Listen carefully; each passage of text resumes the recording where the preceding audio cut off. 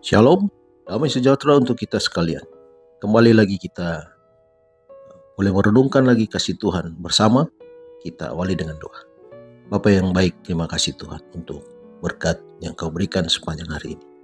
Saat kami akan merenungkan lagi firman-Mu, memohon kuasa Roh Kudus menuntun kami, agar kami boleh mengerti dan memahami akan rencana-Mu dalam kehidupan kami. Terima kasih Tuhan, dalam nama Yesus Kristus kami sudah berdoa. Amin. Judul renungan malam ini, Paulus seorang tahanan. Ayat renungan diambil dari kitab Kisah Para Rasul pasal 21 ayat 39 dan 40.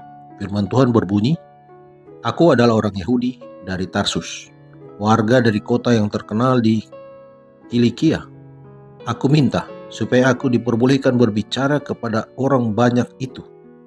Sesudah Paulus diperbolehkan oleh kepala pasukan, pergilah ia berdiri di tangga dan memberi isyarat dengan tangannya kepada rakyat itu. Ketika suasana sudah tenang, mulailah ia berbicara kepada mereka dalam bahasa Ibrani.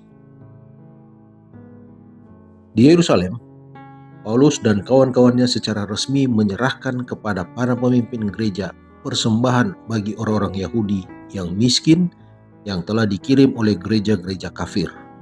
Pemberian sukarela ini menyatakan kesetiaan orang-orang kafir yang bertobat kepada gereja yang diorganisasi di mana saja. Akan tetapi, beberapa pemimpin tertentu yang sebelumnya mendukung jangkauan luar Paulus kepada orang-orang bukan Yahudi, sekarang merasa terancam oleh pertumbuhan gereja non-Yahudi di dalam gereja Kristen.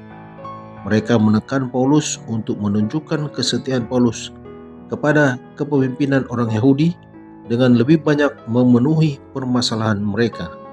Di sepanjang pelayanannya, Paulus selalu mencari tuntunan langsung dari Allah. Pada saat yang sama, ia sangat berhati-hati agar bekerja selaras dengan keputusan Dewan Umum di Yerusalem. Paulus senang mengetahui bahwa ia telah melakukan tugasnya dalam menghidupkan roh kesetiaan, kemurahan hati, dan kasih persaudaraan pada orang-orang yang bertobat, sebagaimana terbukti pada pemberian mereka yang murah hati untuk saudara-saudara mereka orang Yahudi. Ini merupakan kesempatan emas bagi semua pemimpin gereja untuk mengakui dengan jujur bahwa Allah telah bekerja secara menakjubkan melalui Paulus. Sebagai gantinya, banyak orang justru merasa bahwa Paulus yang paling bertanggung jawab atas kesulitan yang dihadapi orang-orang Kristen Yahudi dan bukan Yahudi. Mereka menawarkan perjanjian, dan Paulus setuju demi kesatuan. Namun saran mereka menuntun dia masuk ke penjara. Pokok pikiran, sekiranya pemimpin-pemimpin dalam jemaat menyerahkan sepenuhnya perasaan kepahitan mereka kepada rasul itu dan menerima dia sebagai seorang yang khusus dipanggil oleh Allah untuk membawa kabar Injil kepada orang-orang kafir, Tuhan akan menyelamatkan dia untuk mereka.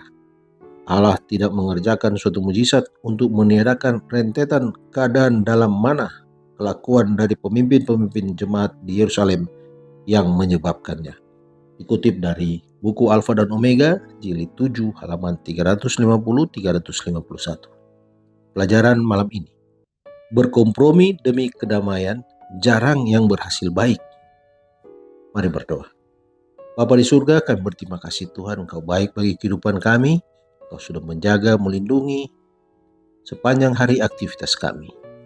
Terima kasih Tuhan untuk firman-Mu yang sudah kami baca, dan ini boleh menjadi perenungan bagi kami, agar kami dalam berjemaat selalu bersatu hati, ada kasih persaudaraan, sehingga kami boleh terus membawa kabar Injil kepada orang-orang yang ada di sekitar kami. Dan biarlah kami tidak berkompromi dengan kejahatan, sehingga iman kami boleh bertumbuh, kami boleh hidupkan roh kesetiaan menjelang Engkau datang yang kedua kali. Terima kasih Tuhan, menyertai istirahat malam kami. Dalam nama Yesus Kristus kami sudah berdoa. Amin.